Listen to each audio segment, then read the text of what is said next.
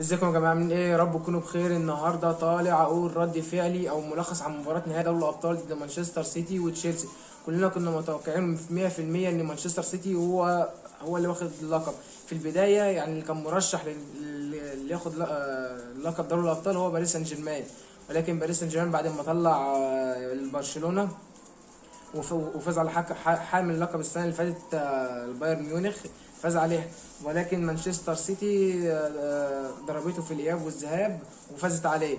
وجي كلنا ما كناش عاملين حساب لتشيلسي اصلا. يعني تشيلسي يعني في التوقعات اللي احنا قلنا اللي هيتاهل، اللي هو يعني هيحمل لقب دوري الابطال مانشستر سيتي، باريس سان جيرمان والريال.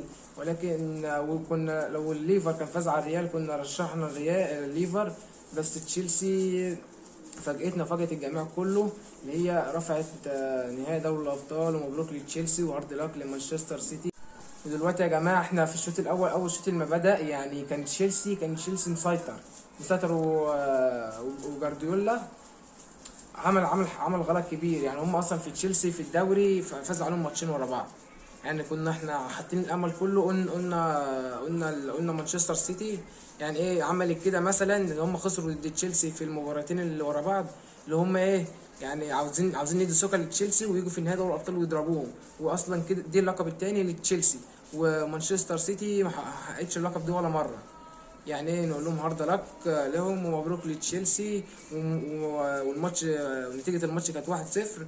الجول الأول جه في الشوط الأول، والشوط الثاني احنا شفنا إصابة دي بروين، طلع دي بروين نزل مكانه جبريل خصوص، وإصابة قلبين الدفاع تياجو سيلفا.